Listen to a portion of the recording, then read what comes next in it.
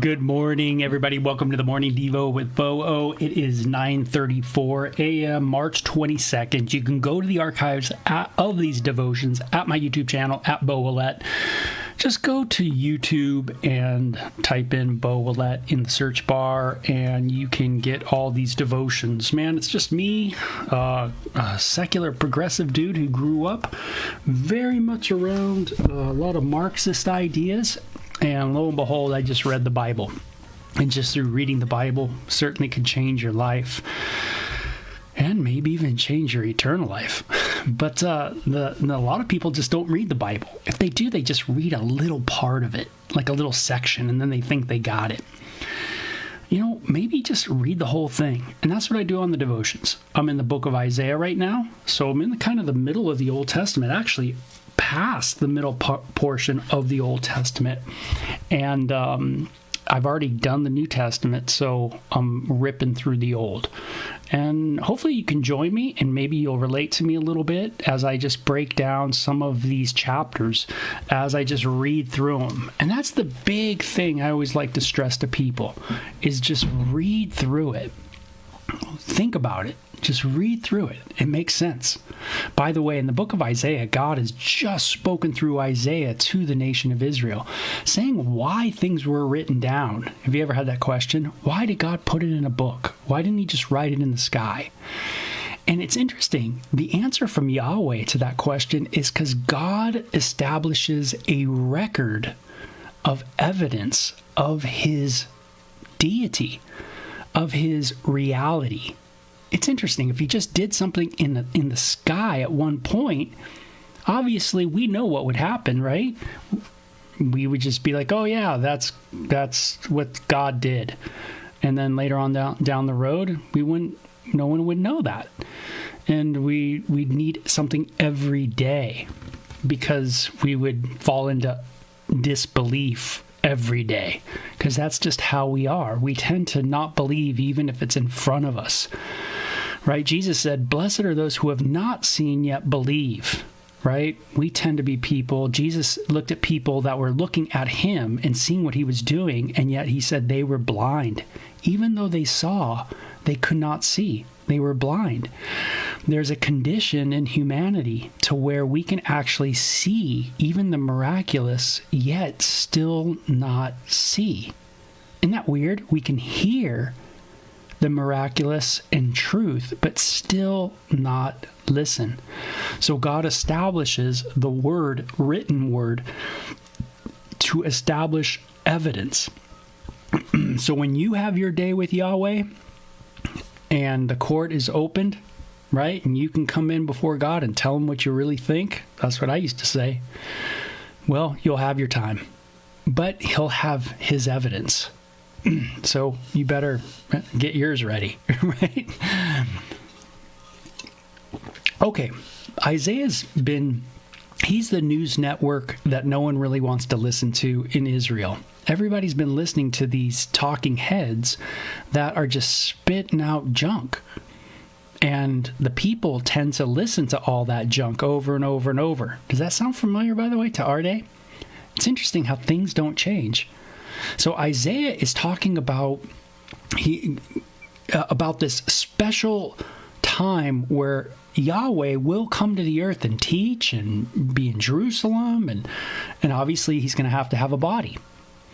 And he's also spoken about God's Spirit and about his outstretched arm, his arm that's going to, in a sense, be an extension of Yahweh and going to be on the earth. Really interesting kind of terms that are used to describe the work of Yahweh within time and space and actually on the earth.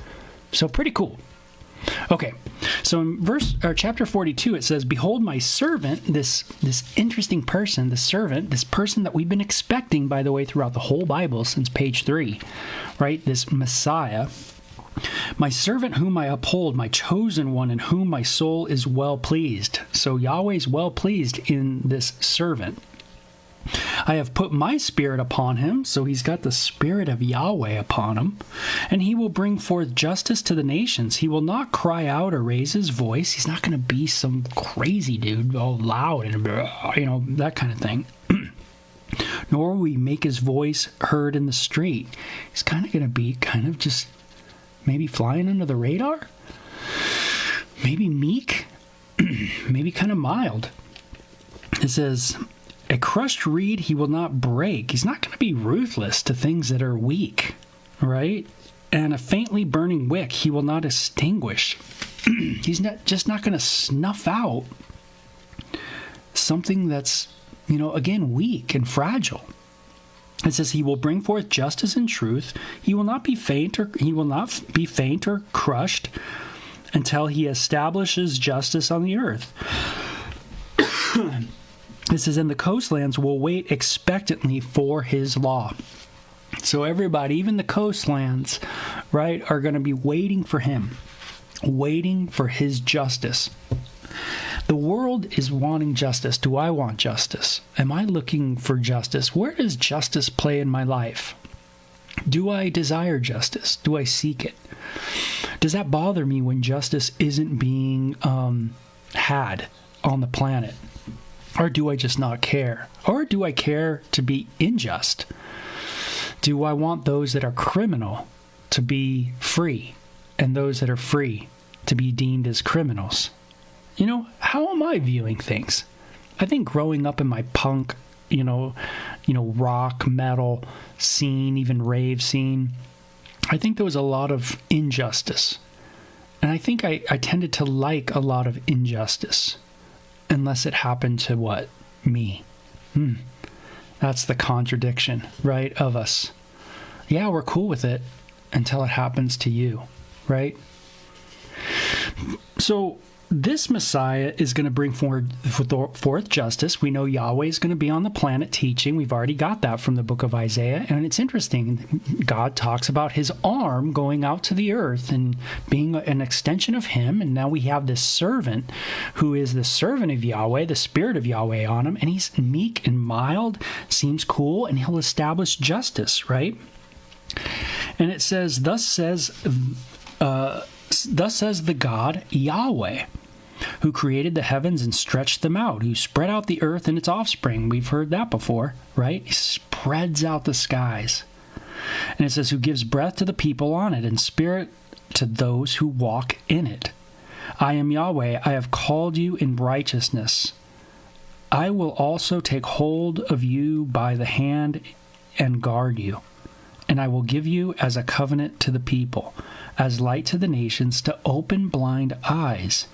So this is the servant that is going to be given to the earth, right? Given to us, to human beings. He's going to be as light to the nations, to open blind eyes, to bring out prisoners from the dungeon, and those who inhabit darkness from the prison.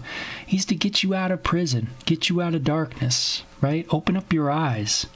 I am Yahweh, that is my name. I will not give my glory to another, nor my praise to graven images.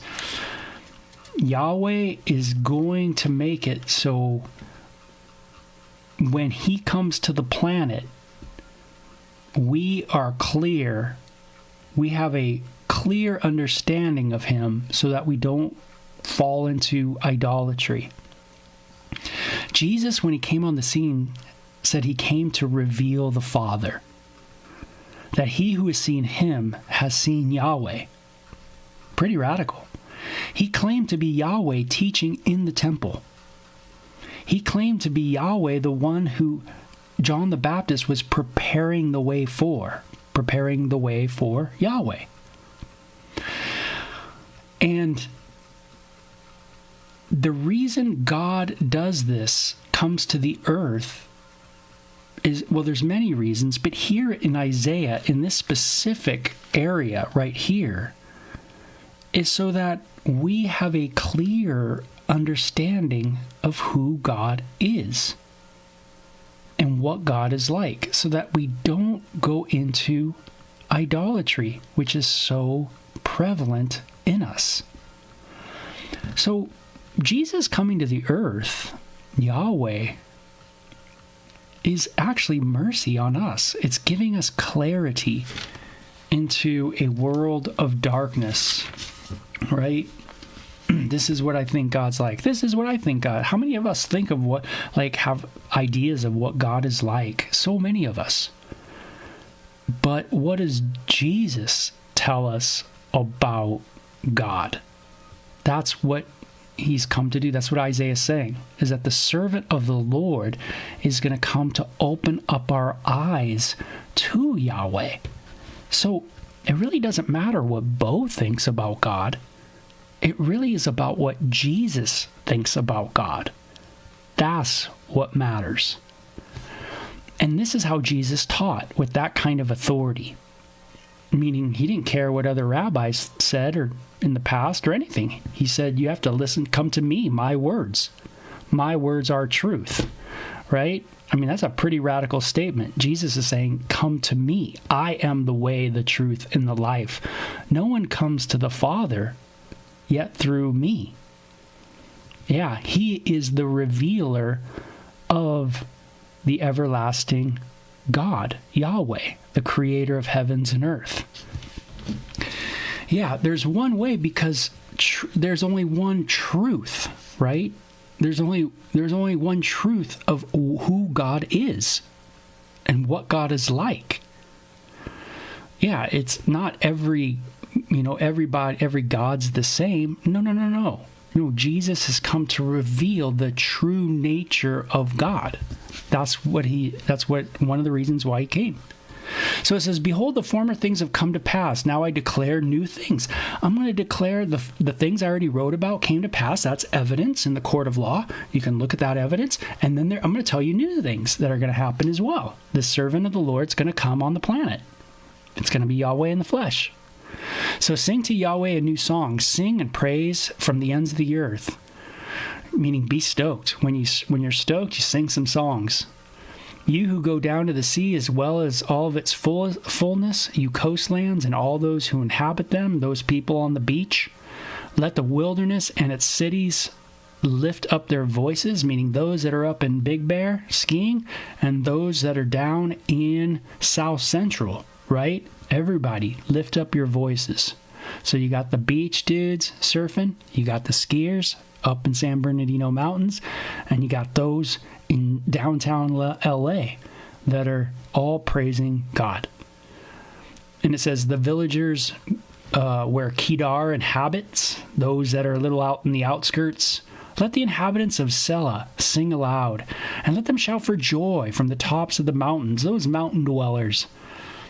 Let them give glory to Yahweh and declare his praise in the coastlands. Yahweh will go forth like a warrior. He will awaken his zeal like a man of war.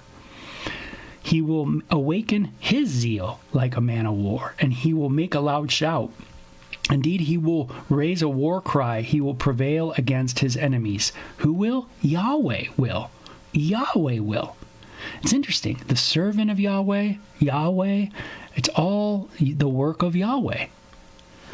And it says, I have kept silent for a long time. I've kept still and restrained myself. Now, like a woman in labor, I will groan. I will both grasp and pant. I will lay waste the mountains and hills and dry up all the vegetation. I will make the rivers into coastlands and dry up the pools of waters. I will lead the blind by the way they do not know. In paths they do not know, I will guide them. I will make darkness into light before them, and rugged places into plains. These are the things I will do. I will not forsake them. They will be turned back and be utterly put to shame. Who trust in graven images, who say to molten images, you are our God. So God's going to bring clarity. That's the idea. Hey, do I bring clarity to people's lives about God? Do I help them understand God more clearly, more better? Or do I struggle with that? That's a good question. Jesus came to get people more clear, right? To bring that light into darkness. And do I do that? Or do I just bring confusion, maybe chaos? That's a good question. Something to think about today. Hear you deaf and look you blind that you may see. Who is blind but my servant, or so deaf as my messenger whom I send? Who is so blind as he that is at peace with me, or so blind as a servant of Yahweh? Have you seen many things, but you do not keep them? Your ears are open, but none hears.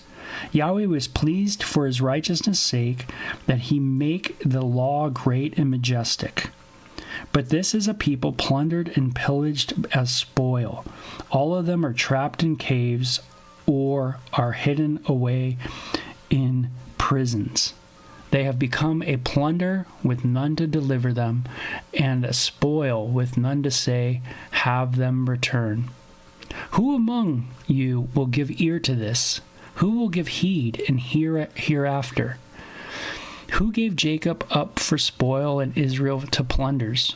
Was it not Yahweh against whom we have sinned, and in whose ways they were not willing to walk, and whose law they did not obey? So we poured out on him the heat of his anger and the fierceness of battle, and it has set him aflame all around, yet he did not know it. And it burned him, and he did not set it upon his heart. Man, what an interesting end, right? Talking about Israel's blindness and deafness. Though all this work of Yahweh in their life, right? They saw miracles, but you know what? Just because you see miracles, it doesn't mean that you have a heart to hear, or ears to hear, and eyes to see.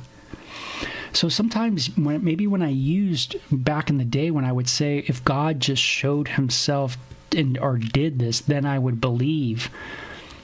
Maybe that was a cop-out. Maybe when I said that, if God is real, he just show himself. Maybe that was my way of just wanting to dismiss the evidence. So instead of looking at the person and work of Jesus, instead it was much easier for me to just say, well, if God's real, he has to play ball according to my terms. I'm not going to look at what he declares to be evidence, which is what he did in the past in Israel and in coming to the earth and all that entailed, his resurrection, his ascension, all that. All the prophetic word of the Bible, I'm going to throw that out. I don't even want to listen to that, right? Growing up, because I want to do my own thing. I don't want God's evidence. I just said things to try to dismiss God. And when I look back, that's what I was doing. So when people say, oh, if God's real, why doesn't he just show himself? Sometimes maybe I have to say to that person, who I can relate to. I could say, hey, I used to say that too. But when I used to say that, it really was me not wanting to really look at the evidence. Instead, that was me just wanting to do my thing. Just be honest about it. I don't want God to be real. If God's real, and there is a God, and Jesus is real, and Jesus really revealed Yahweh, and Yahweh's real, and then I am going to have a paradigm shift. And do I really want to do that? Most of us, the answer is what? No. And that's why Jesus says, wide is the path that leads to destruction. And many go onto that path, because that's the one it's so easy to do. It's more narcissistic. It's what we want to do. It's selfishness. Last thing I want to do is submit to God. Accountability with God? So, a lot of cool stuff in the Devo, right? Do I still want accountability with God? How much accountability do I want with God? Those are questions that are good for me to ask in a day.